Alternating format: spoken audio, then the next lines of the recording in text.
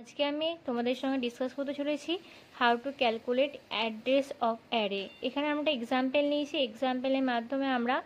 Mention করেছি কোনটা array index এবং মেমোরি লোকেশন,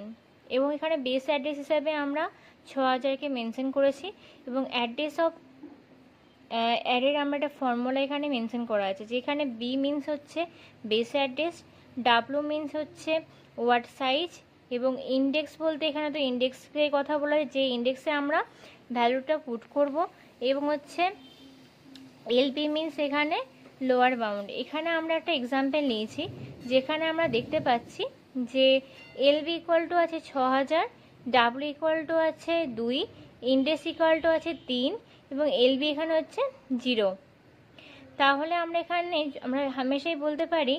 যে এ যে 3তে বা এ যে ভ্যালুটা পুট করা হবে তার অ্যাড্রেস কি হতে পারে, এবং সেখানে আমরা ক্যালকুলেশন করে দেখছি যে 6006 নাম্বার অ্যাড্রেসে আমাদের নাম্বারটা পুট হবে। তাহলে এখানে আমরা যদি দেখি এক্সাম্পলটা, তাহলে আমরা এক্সাম্পলে লক্ষ্য করে দেখতে পাচ্ছি যে আমাদের আনসারটি মিলে গেছে।